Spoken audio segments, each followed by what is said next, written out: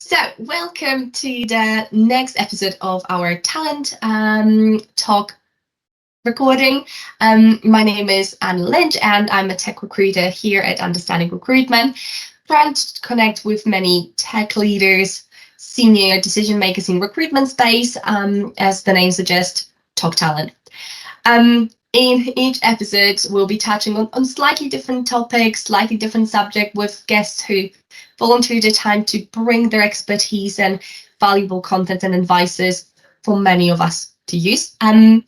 Today, I am pleased to say that I'm here with Rob Fox, who is seasoned head of talent acquisition, helping many teams across the years. We will be delving into a topic of effective collaboration with hiring managers during recruitment process, but as well in general partnership. So thank you very much, Rob, for joining. Would you be able to briefly introduce yourself? Yep, thank you very much, Anna. It's great to be here, and thanks for inviting me. So, as you said, I'm Rob Fox, seasoned for sure, seasoned recruiter. I started in the tech space as a recruiter many years ago. Moved through RPOs and internal hiring, and as you rightly said, I kind of found myself as a global lead or head of. Worked in the FMCG tech space and other areas, and really looking forward to the conversation. Brilliant. So probably the best place to start would be if you can define what good collaboration with hiring manager actually means and should look like. Yeah, I think for me it should be, the recruiter, of course, is aligned with the challenges and the needs of the hiring manager or the hiring manager's team. So they should be aware of what's worked in the past, what's an issue or an opportunity today. And then I think from the hiring manager side, there should be kind of a huge amount of trust there that they understand the recruiter is working with them, and they trust them to be representing the team or the business out in the market. And I think the best way to describe it is that it would be seamless. The candidate would find it seamless. The candidate wouldn't know that there was anything but collaboration between hiring manager and recruiter. They would, from the first conversation to when they meet the hiring manager, however it works in that process, they would feel that collaboration. So the candidate should definitely feel it. I like that. I like that kind of candidate experience nearly kind of summarize what should happen behind the scenes, really. Yeah, absolutely. For sure. And to kind of maybe back it up, do you have any kind of example of kind of successful recruiter, hiring manager work collaborations from your past worth sharing? Yeah. I'd love to say I got it right every time, but I probably didn't. So I won't use me as an example, but a couple of people I've had the pleasure to work with or have worked for me, and one in particular springs to mind. And I think the best way of describing that person was he managed to strike that balance of being a trusted advisor, a sounding board, and actually became almost a sort of a talent manager rather than just talent acquisition or just recruiting, all of which, both of which are very important, but became really an intrinsic part of that person's team. They were a trusted sounding board, and they actually more shaped not just the reactionary hiring or hiring that was needed. They were even helping them make decisions on succession planning, career moves within that. And I'd say that is something that's becoming more prevalent in today's market for a recruiter and something needed. So this was about 5-6 years ago, and they sort of stroked that balance really well of trying to do that. And it worked. The feedback from that person on that recruiter from the business was incredible, and they really just were such an intrinsic part of that person's team, and more so than they were of my team, which was great. So they felt more like they were aligned to that team than my team, but that was fantastic. Kind of full kind of embedment, fully kind of being part, like you said, being the part of that team, and probably kind of so much using that knowledge which they got there to get the right people, get the right process and everything followed from that core experience they had as well. And I'd say also, and I have not only seen that from internal hiring teams, I've seen that from partners that I work with, recruiters from an agency model or an RPO model as well. That has happened there too. I think it can happen with the right relationships. It can happen in any of those environments for sure. And definitely, I would say it's something to strike towards, as that only benefits all of the parties realistically. So hopefully more teams sees that, and that will be the ideal world. But unfortunately, there are often as well situations where it doesn't necessarily go as smoothly. Is there any kind of situation you might share where the collaboration went quite poorly, and it potentially actually affected recruitment, and kind of what were the core issues of that collaboration? Yeah, I think it'll probably be, rather than maybe specific, there are many examples of where that relationship, for whatever reason, and there might be specific reasons, but it's just never kind of worked. I don't want to put a badge on every hiring manager that's like this, but those hiring managers that think of recruitment as a very one-dimensional kind of process, and the recruiter or the head of TA, whatever it might be at the time, not feeling that, want to be more involved, and that relationship just hasn't worked. And therefore, then, the question around numbers, validity of the candidates that are being put forward, the process that's being laid in front. I think if you just set off on that wrong foot, and similarly as a hiring manager, if you're not open to learning, the value of recruitment properly, and similarly as a recruiter, you become overly focused on trying to just hit those numbers rather than building that relationship to justify the numbers and support the numbers that you're delivering. I've seen, unfortunately, several examples of that, but sometimes that can be purely just a relationship thing. And if you move the recruiter to a different hiring manager, or as a leader, you sit with the hiring manager and try and shape that relationship, that's definitely been improved. But I think, yeah, if you're focused on the wrong things, be it just, I want loads more numbers of CVs because that's safety in numbers. If you're a hiring manager and similar recruiter doesn't want to listen to the actual needs of the manager, then that will create that wrong partnership for sure. That would be good. Like I think you partly already answered my next question, but maybe if we can make sure we kind of make it kind of really specific. What, in your opinion, then are common misconceptions hiring managers have about recruitment, and as well how recruiters can address them? Yeah. I think you're right. I did sort of partly mention it before, and I imagine if anyone is spends the time to watch this, and if you're a hiring manager and I'd said, oh, numbers is the thing, I imagine lots of hiring managers go, oh god, yeah, and ultimately recruiters, I'm sure, would understand that. I've often said that we actually only need one candidate to fill one role, right? So if you're lucky enough and you have the right collaboration, right understanding, you provide the right search, then you potentially may only need one candidate. That's probably unrealistic that will actually happen, but the reality, that's true. And I think when there is a lack of understanding, let's badge that as trust between the two parties there. And there may be very good reasons for that. So there could be lots of potentially good reasons for that. I think it creates that situation whereby numbers becomes the driving factor. I just need more CVs because that's what the hiring manager wants. I just need more candidates.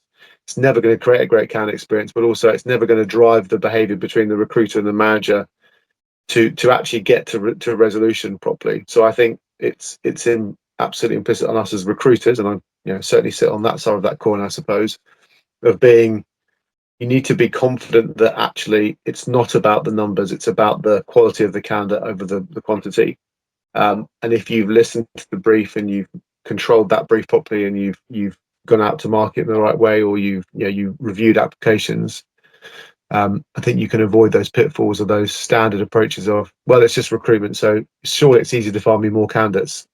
We know that's not always the answer. So yeah, I think that's important. Yeah, and like you touch on, like the numbers can be really, really misleading, of constantly fearing there might be a better candidate, but sometimes it's very hard to judge just on the CV, and there's so many more areas to hiring process, or how it could kind of actually look like. Yeah, I definitely agree that sometimes it can be tough, especially if it's a very niche brief and there's really few people of that sort of skill set for that type of role. Might be much harder to produce 2 to 3 CVs compared to more junior, more generic IT roles. Yeah. So, and I think the other thing that's often potentially missed or sometimes forgotten is that and using your niche role as an example, if you already got a small pool of people because it's a niche role, you've also got to not assume that everyone you reach out to applies. Well, maybe reach out to, sorry, wants to work for the organisation that you're recruiting for. Yeah. I think sometimes hiring managers forget that. It would be natural to assume if I work in this company, I must think it's the best company to work for. Therefore, everyone else should think that, but they don't. And so Yeah. there's multiple factors to a candidate, and they have the right to say no. So that's often something you've got to remember. Yeah. Yeah, exactly. For us, it's much easier to see the entire competition, see a bit more the market compared to hiring manager who might not have as much time. So it easily, those sort of misconception can kind of creep in. And it's on us, realistically, on the recruitment talent side, is to really educate what the market says, what the candidate says, what's the expectations there, to, again, to make sure that the hiring managers' expectations are realistically and tailored. And that answer you've just gave me probably gives a good start to the next question, which would be, okay, we kind of said some bad things about the hiring manager collaboration, but from your years of experience to maybe new recruiters or people who just want to improve, how would you set up your kind of collaboration recruitment process from the beginning to ensure you know all about hiring needs and job requirements and everything would kind of about the process itself? How would you kind of tackle the process yourself? Yeah, I mean, I think that's a relationship piece, right? Again, I think I'll probably talk about myself as a recruiter here. The best relationships I had was that I didn't change my entire approach for every manager. That's not realistic. As a recruiter, you've got to manage, you've got to project manage your time and you've got to manage that. But ultimately, there's not a one size fits all that every manager wants to be updated every day or every 2 weeks or every week. There needs to be an agreement at the start. I'm a huge advocate of that role briefing process. I treat it very much like I suppose a contract of how we're going to recruit together. And I think that's important. You set that stall out, that the hiring manager knows what the regularity of information will be and what the stages that we want to achieve, what we expect to, who needs to interview, so on and so forth. So I think, setting up that foundation is vital. I think as a recruiter, you need to be strong about the elements that you are in control of, and also hold the hiring manager to task in terms of what they are expected to deliver on. So be very clear about when feedback should be provided, when interviews should be reviewed, etc. But as I say, I don't think you can go with a one size fits all necessarily. I think the core structure is there, but the agreements of those timelines need to be there. But also underline that, and you probably got a theme for me across our previous conversations too, is that is going to be slightly adjusted by the candidate pool that are there. They are not always going to respond quickly or always going to respond on time, and you need to manage that as a recruiter too. But I think the best tool or the best opportunity is that recruitment briefing. And I've worked as a recruiter for a long time. I've worked with very large teams or even very small teams, and I will admit that sometimes I mention the recruitment briefing and they go, oh well, we do it in our own way. I think every organisation should have a very clear picture of what that recruitment briefing likes. And if you work with a manager 10 times or you work with them once, I think it's a great practice to remind yourselves how that works. It sort of it sets the stall out early and everyone knows where they're working towards. So it's an old school one, but I think it's a great tool to have. And maybe I got that from my agency days, and certainly moved forward from in-house to beyond where I am today. So yeah, I think that's the best tool in your locker for sure.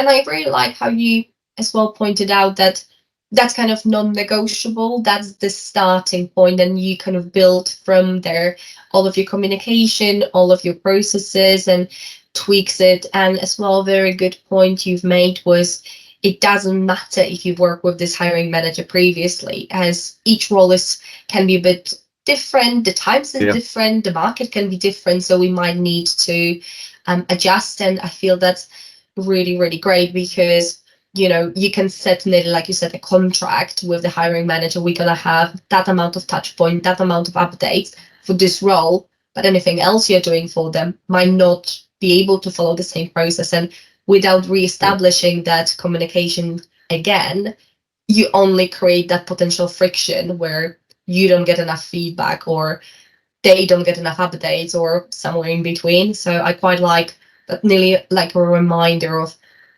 constantly working to the same standard and setting it up and adjusting it, of course, but there is that starting point as well.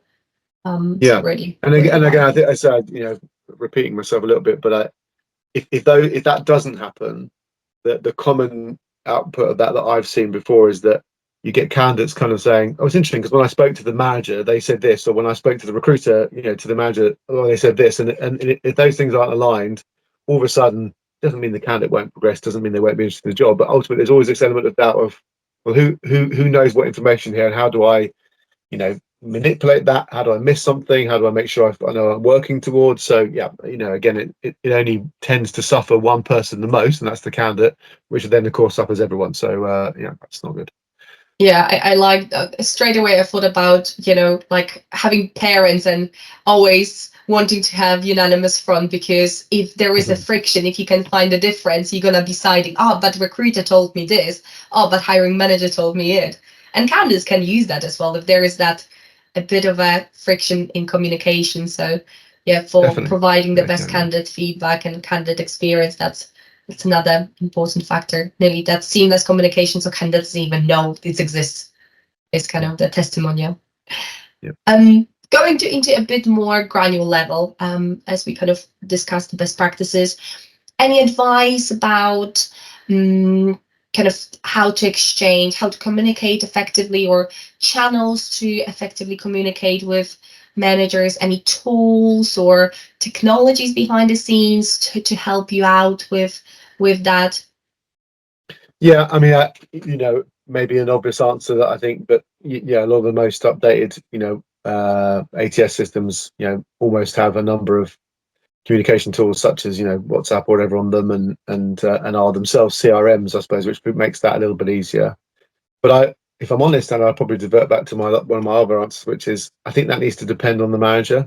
Now, as a recruiter, you don't want to be having 8 different versions of communication, like someone email, someone WhatsApp, someone phone, someone the water cooler conversation. But um, if you go back to question one about how best to collaborate with someone, I think both parties should know that their best approach to work together might well be emails. An email once a day just to update and go from there. Some managers don't like a continual touch point of something that's very easy access, like a Zoom or a Teams or whatever it might be. So sorry, Teams or a other Slack or something as other channel. So I think those are all open, but I think what is important is, alongside that communication, that a very strong systemized process of how interviews will be set, CVs will be reviewed, is important. And of course, I'm sure you'll have other conversations with other leaders about what systems to use like that. But to me, that's a non-negotiable. I do believe that the best way of achieving this kind of working partnership is to make sure that um, the diary elements, or the kind of the review elements, are systemized, because I think that way it's you're unable to defer from a different outcome if you kind of set those in there. And I think that helps everyone, and again will help the candidate ultimately. But I think those are the most important things. But again, I think you should flex a little bit depending on the person. I know managers that would hate to have conversations like this on Slack and Teams, but they'll rather I went around the corner and spoke to them. In the modern world, that's slightly different if you're working from home all the time. But yeah, bend a little bit towards the best for both parties, but definitely systemize those really key benchmarks and milestones for sure. Mm. And do you have like a good suggestions to other managers, team leads, tech recruiters to measure the success, how successful their kind of relationship with managers are, how effective it is? Some people are quite data driven, and they might want to, especially if they juggle multiple kind of hiring manager relationship, to kind of find that common ground, find out some metrics to kind of check whether they're on track or not. Any advice on that? Yeah, I think I do. This might be the seasoned recruiter in me, so for those watching kind of a little bit more fresher than me, it might be a bit different. But I think I've used this process for many years, and it hasn't seemed to fail me yet. But I think there is a traditional kind of metric of time to hire, which is a logical one to use. I think there are so many layers within time to hire that are much more valuable. So I think from a short-term perspective, and I'll put some context on that in a second, but from a short-term perspective, time to interview. So let's say, and CV to interviews and interviews to second interview ratios, those are invaluable in this to know, particularly when you first start working with a manager and that relationship's getting better. Because if you see loads of CVs that go to interviews, you could measure that as success. But if all of a sudden this first interview to second interview or interview to offer drops off a cliff, the chances are there's that misalignment either with you and that manager, or the second person interview stage, or the third person, they're not aligned. So that's important. I think if there's more time in this question, in other words, you're talking about over a long period of time, the other metrics would be kind of, successful hires, so people that pass probation, so probation ratios, and success ratios of people who get promotions and who get, kind of who are in companies for longevity, kind of time.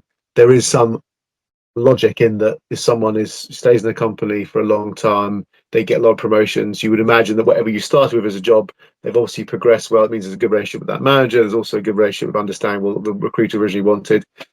I think the first one I mentioned around sort of CV to interview to second interview, and interview to offer, are probably the quicker ones to measure from day one. You can do that quite quickly, but there's definitely some value in looking at, as you work with a manager over years and months, potentially, are people passing the probation, which of course you as a recruiter have nothing to do with, by the way. You have no control over that. That's down to them and the manager. But it might be because if there's a continual repeat of people failing probation, that might be because the manager's is terrible, but it might be because there was a misalignment in terms of the need.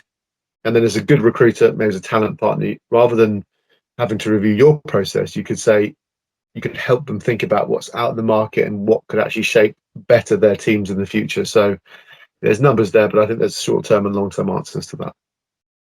I really like it, because again, especially for us recruiters, this is the most crucial part, is that hiring process, finding out about the job, going through it, and through onboarding and maybe first couple of weeks. But after that, very often we kind of leave that and move to new projects. But it's really invaluable, especially if we have repeated type of roles we're going to be hiring for this hiring manager, making sure that what we're seeing in that career progression with these candidates in general can really solidify how we are doing the process, how we're working with the hiring manager, and how we are advising them as well, and preventing any potential issues in the future. And I really like that. I didn't even think of that longer term. I definitely focus more on the initial ones. Yeah, no, well, thank you. And I would say that, of course, KPIs, measurements, SLAs, etc., all metrics in the recruitment world are commonly and perfectly understandably used to measure at times the recruitment team's success or the recruiter's success. And I get that, and I don't detract from that. I think it does do that. But honestly, I think the layer of data that actually really helps you manage the process is what I find the recruitment metrics really help you do. They help you understand where a manager may not be aligned and where a recruit may not be aligned. So for me, yeah, I'll always use metrics and data to measure the team and the recruiters, 100%. But really, I think the real extra boost, or what really there for me, are to measure the process, and that's the true value of the data. What's kind of maybe touching on a bit more sore subject now, but probably a lot of us been there, so might be worth talking. Very often, especially if we're against a deadline, when the role is really critical or very hard to fill, there can be a bit of a tension. There can be a bit of a disagreements between recruitment team and hiring management team. Any advice as how to navigate through a bit more tense situations or annoyed hiring managers, and how to kind of smooth it a bit?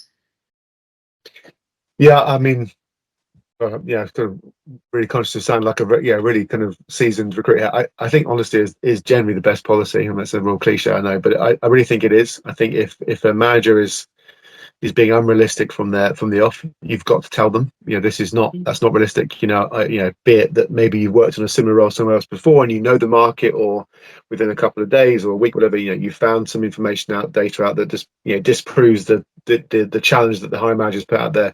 You've got to be clear.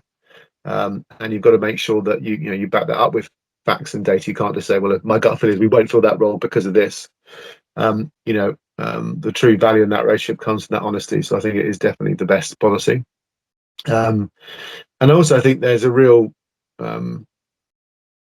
value in knowing each other's roles. So I think, if there's a challenging hiring manager or the role proves to be a challenge, go and sit on those interviews with them. Go and sit with them and understand kind of what questions are being asked. Not because you're testing them. It might be an opportunity to do that as a recruiter too, and understand how good they are interviewing. But more importantly, it's to understand what's being missed by the candidates that you're talking to, and similarly invite them to come and screen calls with you, or to research the internet with you. Sit them and share a screen or share a desk and work together. And I think I've seen lots of value in the recruiters showing managers how to recruit, and recruiters sitting in with managers and seeing how they interview. And the benefit of both of those is they get to see each other's work, but also you tend to chip away at those challenges.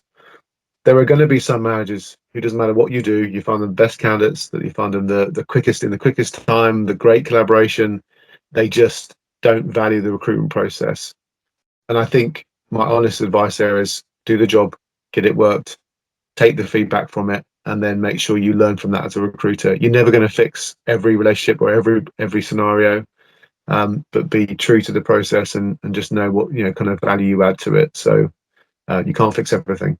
So yeah, there's a limit how much you can control. There's yeah. You can try as much as you can. I really like the advice you've gave on potentially inviting hiring managers on our site and showing them, not just to be like, oh, it's very difficult, look how difficult it is, but exactly said, if you want them to change their mind, you have to give them some proof, rather than they're not gonna just believe you, oh, market is hard, or candidates are not replying to this, or they're saying it's not enough money. You need to showcase it better, and hopefully if they are reasonable and really want to hire, they will try to see where is the option to make it a bit better work, and what's the solution to overcome it, as ultimately the biggest winners, they're all of winners are like, you are a winner because you finish the role, but hiring manager is going to be a winner because you're getting them somebody to the team who will help them longer term. So it's in their big interest, so to find a way how to work through some of the challenges there might be. No, I think you're right. And I'd say there are multiple things we could talk about on this, but I think sometimes you can recruit too quickly. I mean, I generally do think you can recruit too quickly. You can make errors that way, and you can sometimes not have tested the market enough to understand what's available. While sometimes you've got to fill roles quickly, I get that. But sometimes you can obviously take too long. And what I mean by that is, of course, the knock-on effect to the business that the role's not filled. But actually, to me, red flag for me, for example, is if a role goes over 30 days, but there's been lots of CVs put forward, lots of candidates, screened, or whatever it might be, whatever your process is. To me, I'd be calling that out to the manager, that actually the problem here is I'm not entirely sure you know what you want. If you're seeing the time that goes on, and I've either in my role as a recruiter, but certainly my role as a as a leader, I've cancelled roles. I said we're not working that role anymore because we've gone for 60 days, yet you've seen X amount of CVs, X amount of interviews. That's not because we're not finding the people for you. It's because the people we're finding are clearly wrong, or you didn't know what you wanted to start with. And so sometimes a reset's needed. So that's important to be able to do that. Well, sometimes just culture that actually maybe you don't want to hire, or you don't need somebody so urgently to kind of flex on the stuff. So we might as well not waste the time on interviewing again and again and again for sake of it, as again, it just takes time. Yeah, absolutely. It's just a waste of everyone's time, right? But yeah. That's great. I think maybe as the last one, is there any piece of advice which you would give like a new recruiters trying to, especially in this market, especially in this year, how to make sure to approach their work with hiring manager in the best possible way, like a last tip, let's say? Yeah, I think it would take a long way to answer how to do it, but I think the tip would be, try and get to to be that sort of person that I think I mentioned earlier was that almost that talent manager, talent partner, which is definitely encompasses recruitment. Of course it does, but it increases, so it includes some slightly beyond that. And I think that's fair for every type of recruiter, be it, agency, outsourced, interim, permanent, any recruiter. I think if they can get themselves to that position, I think that's the way the market's going, that we are expected as recruiters to be a bit more broad in our understanding of, where that role fits in that team, that business, that function. So I think, listen, learn, of course, but also be willing to, to teach and to provide information. And that's always been the case. Any good recruiter, of course, knows their market. But I think what impact the role has on that wider team and wider function, that sort of talent management piece, is the way that I think the market's going more and more now. And we're expected to do that as recruiters. So get to there quicker would be my tip. How you do that? Maybe another conversation another day, but there's definitely get to that position quickly. Yeah. Sounds good. And I like how we nearly linked the last question with one of the first ones. So we've got nice circle. So I feel that this is the place to finish, as we've discussed so many things. There's going to be, I'm sure lots of people find a lot of value and look at their relationship with hiring managers and how they can improve it. There's a lot of good content here. So thank you very much, Rob, for your time and all of the advices as well. No worries. Thanks, Anna. It's been great to talk to you.